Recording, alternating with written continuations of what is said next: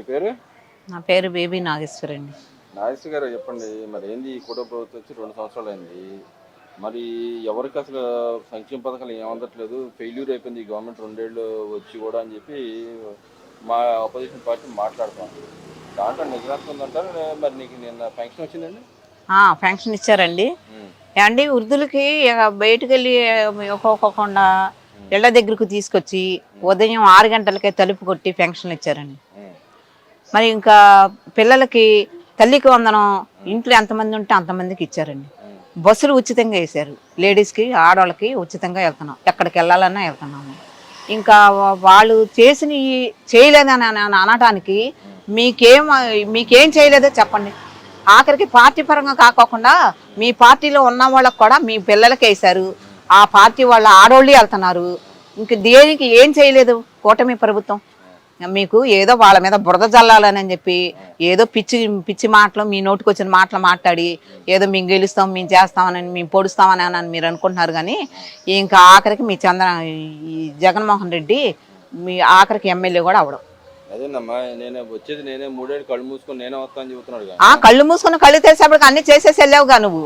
అంత దోసుకుని రోడ్లని ధ్వంసాలు చేసేసేసి అందరిని ధ్వంసం చేసి ప్రజల్ని నానా ఇబ్బందులు పెట్టేసేసి వెళ్ళావుగా.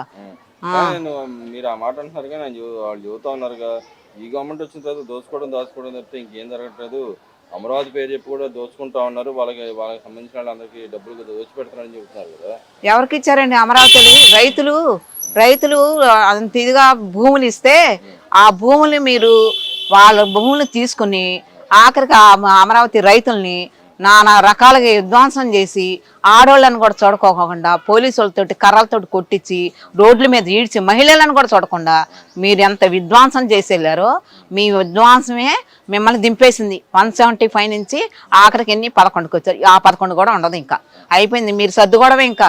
ఇక అయిపోయింది మీ సీను. ఇంకా వైసీపీ లేదు. ఇక మీరు ఆ మాట అంటారు కానీ ఆయన స్లోగన్ ఎత్తుకున్నారు కదా కొత్తగా. ఏదైతే నియోజకవర్గ పునరుద్ధరణ అయితే 265కి 265 మాదే అని మళ్ళీ స్లోగన్ ఎత్తుకున్నారు కమ్మాళ్ళు. ఇస్తారండి 265కి వాళ్ళు 300 అని కూడా చెప్పుకుంటారు. ఎందుకు లేకపోయినా కానీ వచ్చేసినాయి అని చెప్పుకుంటారు. ఆ చెప్పుకోవడం మాటలు నీకు తెలుసుగా. ప్రజలు ఇచ్చేసారుగా నీకు. 11లోకి దింపారు. ఆ 11 కూడా ఉండదు. ఇక అదే మరి జనాల్లో ఉన్నాడు, బాగా రెస్ట్ తీసుకోవడానికి మరి లండన్ పోయి జనాల్లో ఉండి ఇబ్బంది పడతా ఆ జనాలను ఇబ్బంది పెట్టేసేసి నువ్వు బెంగళూరు, ఆ లండను అటు ఇటు తిరగటమే తప్ప అటు వెళ్ళిపో. నువ్వు పార్టీని తీసేసే, ఆ పార్టీ ఆఫీసుని తీసేసే. ఆ జనాలన్నా వాళ్ళన్నా కొంచెం నీ ఎమ్మట ఉన్న వాళ్ళన్నా కొంచెం బుద్ధి వచ్చి వాళ్ళ ఇళ్లలో వాళ్ళు పిల్లలను చూసుకుంటారు. లేదండి ఈ పార్టీలో చేరిపోయి ఎంత అరాచకాలు చేశారో మీరు, ఎంత విధ్వంసాలు చేశారో అంత విధ్వంసాలు చేసి ఇక ఆఖరికి పిల్లలను కూడా వదిలేసి నిన్ను పట్టుకుని ఏది జరిగితే ఎటు వెళ్తే మనకు ఏ విధ్వంసం చేస్తే మనల్ని ఏదో గౌరవిస్తారని అనుకున్నారు. కానీ అందరూ మిమ్మల్ని అగౌరవిస్తున్నారు. మీరు పక్కమ్మటి వెళ్తుంటా కూడా చిచ్చి ఈడు పనికిమాలోడు ఈడు అని తిట్టుకుంటున్నారు.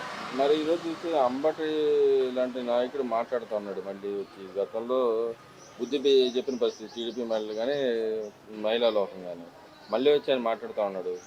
ఏదైతే కూటమి ప్రభుత్వం విచ్ఛిన్నం చేసేదాకా నేను నిద్రపోనని శపథాలు చేస్తా ఉన్నాడు. శపథాలు నెరవేరుతాయంటారు? ఏమి నెరవేరవండి. అంబటి రాంబాబుకి నిజంగా మాట్లాడుతాండి. అంబటి రాంబాబుకి కూటమి ప్రభుత్వం ఆడోళ్ళే నీకు బుద్ధి చెబుతారు. నా కొడక నువ్వు దొరకాలి, నీకు ఇస్తారు, ఆడోళ్ళు చూస్తా ఉండు. నీకు దమ్ము ధైర్యం ఉన్న మగోడు అయితే, నువ్వు ఎక్కడో ఉండి వాగుతాం కాదు, దమ్ము ధైర్యం ఉన్న మగోడు అయితే నువ్వు అమరావతి పార్టీ ఆఫీస్ దగ్గరికి రా. పంచాయత్ నిన్ను గనక ఆడుకోపోతే చూస్తా ఉండు. నీ బొయ్యికి ఎరకొట్టేస్తారు అంబటి రాంబాబు. ఆ పేరునే నానిగాడు ఒకడో ఏంటి ఆడొకడో. అసలు వాళ్ళు ఏమండి మంత్రులేనా? అసలు వాళ్ళు మంత్రులు మాట్లాడే మాటలేనండి. మంత్రులు మాట్లాడే మాటలేనా? ఏ మాట కామాటండి. కూటమి ప్రభుత్వం చంద్రబాబు నాయుడు గారు మహానుభావుడు నిజంగా. అసలు ఆడవాళ్ళకేంటి, మగవాళ్ళకేంటి, మంత్రులకేంటి, ఎమ్మెల్యేలకేంటి అందరికీ ఆయన వార్నింగ్ ఇస్తున్నాడు. ఎవరేం మాట్లాడే మీరు మాట్లాడొద్దు, మీరు తొందరపడొద్దు అని. మీరు మంత్రులు అయ్యుండి కూడా మీరు ఆ మాట్లాడే మాటలు అవి పనికిమాలను కూడా మాట్లాడుకోరు. అంత చండాలపు మండ కొడుకులు అనమాట మీరు. కానీ 2 ఏళ్ళలో సాధించింది ఏమి లేదు. మా మీద అక్రమ కేసులు పెట్టి రెడ్ బుక్ రాజ్యాంగం నడుపుతుంది తప్పి పరిపాలన అసలు సాగలేదు. ఏ వ్యవస్థలు బాగాలేదు. మమ్మల్ని మళ్ళీ కోరుకుంటున్నారు, మేమే వస్తామని చెప్పి వాళ్ళు మాట్లాడుతూ ఉన్నారు అని మీరు అనుకోండి. మిమ్మల్నే కోరుకుంటున్నారని అలాగే అనుకోండి. అలాగే అనుకొని పడుకోండి. ఇళ్లలో పడుకోండి, మీకు ఆ 11 సీట్లు కూడా ఉండవు. ఇక మిమ్మల్ని కోరుకుంటున్నారు ఇంకా జనాలు, పిచ్చి నా కొడకలారు పిచ్చి మాటలను ఇంకా పడుకోబెడుతున్నారు మీరు ఆ జగన్మోహన్ రెడ్డిని. ఆడు మీ మాటలు అమ్ముతున్నాడు, ఆడిని ఇంకా పడుకోబెడుతున్నారు. 11 కూడా ఉండవు ఇక, అయిపోయింది. ఆడు తట్టపట్ట సర్దుకుని ఆ బెంగళూరు ఆ లండన్ అటు తిరగటం ఇంకా. అదేనమ్మా, ఆయన రోజు జనాల్లో ఉంటున్నాడు, జనాల్లో అందరికి మెయిల్ చేస్తానికి ఆయన తిరుగుతూ ఉంటాడు, నువ్వు ఆ మాట అంటావు. ఎవరికి మేలు చేశాడండి? ఎవరికి చేస్తున్నాడు అసలు? ఆయన ఉండగానే చేయలేదు మేలు, ఆయన ఉండగానే చేయలేదు. ఆఖరికి చదువుకునే పిల్లల్ని ఒకళ్ళని అన్యాయం చేసేసాడు, ఇద్దరికేస్తానని. ఎవరికి చేసేళ్ళాడండి ఆయన? ఎవరికి చేయలేదండి. మరి ఈ కూటమి ప్రభుత్వం వచ్చిన తర్వాత ఇప్పుడు విద్యావ్యవస్థలో మార్పులు తీసుకొచ్చాము గవర్నమెంట్ చూస్తాం, నిజంగానే విద్యావ్యవస్థలో మార్పు వచ్చింది? వచ్చిందండి, విద్యావ్యవస్థలో మార్పు వచ్చిందండి. మార్పు తీసుకొచ్చారండి. పిల్లలకి తల్లికి వందనం డబ్బులు ఇంట్లో ఎంతమందికి ఉంటే అంతమందికి వేస్తాను. ఒక ఇంట్లోనండి, ముస్లిమ్స్ ఇంట్లోనండి, మీకు కావాలంటే ఇల్లు కూడా చూపిస్తాను. ముస్లిమ్స్ ఇంట్లో 7 పిల్లలు ఉన్నారండి, 7 పిల్లలకి వేశారు. ఆఖరికి మా పక్క ఇంటి వాళ్ళు 3 పిల్లలండి, ఆ 3 పిల్లలకే వేశారు. నువ్వు 2 ఒక్కళ్ళకే వేసావు, ఇంకొకడు ఏమవ్వాలి? ఆడేడవాలా? నాకు డబ్బులు రాలేదని ఆడు ఏడుస్తున్నాడు. తల్లిదండ్రులు సంపాదించుకోలేని వాళ్ళు. ఏం ఎలగబెట్టావని అని చెప్పి నీకు ఇంకా గెలిపిస్తారు నిన్ను. అంటే ఇక్కడ మరి చూసుకుంటే లోకేష్ గారు 100 రోజులు పరిపాలన, 100 రోజులు టార్గెట్ ఇచ్చి దానిలో భాగంగా వాళ్ళ 10th క్లాస్ స్కూల్ పిల్లలకు కూడా దాదాపు 90 అబోవ్ మార్కులు వచ్చినాయి. దాన్ని ప్రచారం చేయడం జరుగుతుంది. దాన్ని ఎలా చూడటం? నిజంగా గవర్నమెంట్ స్కూల్లో కూడా విద్యా ప్రమాణాలు పెరిగినాయి అంటావా? పెరిగినాయండి, పెరిగినాయి, ఇంకా పెరుగుతాయండి.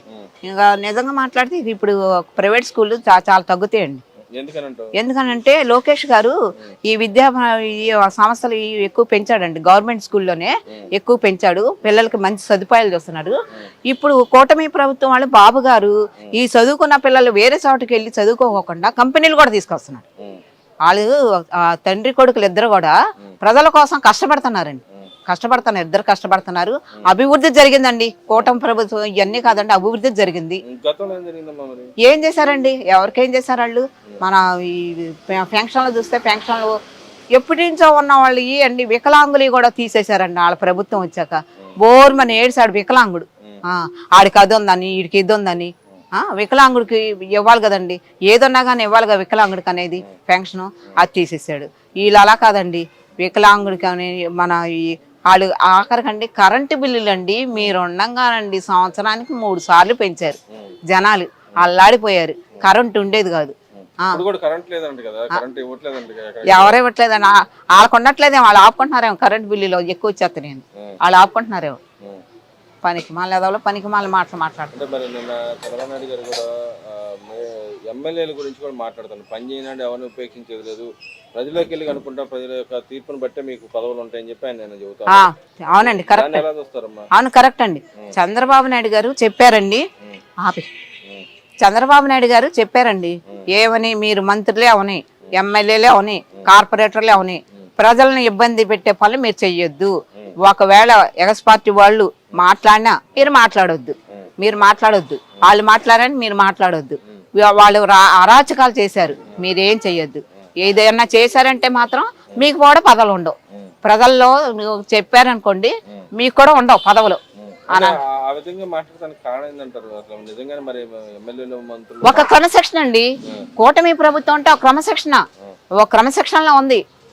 ఆ కూటమి ప్రభుత్వం క్రమశిక్షణలో ఉంది, మంత్రులు క్రమశిక్షణలో ఉన్నారు, ఎమ్మెల్యే క్రమశిక్షణలో ఉన్నారు, ఆఖరికి డివిజన్లో కార్పొరేటర్లు కూడా క్రమశిక్షణలో ఉన్నారండి, కార్యకర్తలు క్రమశిక్షణలో నిలబడ్డారు. ఉపయోగం అండి, అయ్యో ప్రజలకు ఉపయోగం అండి. వీళ్ళందరూ క్రమశిక్షణలో ఉండబట్టి ప్రజలకు ఉపయోగం.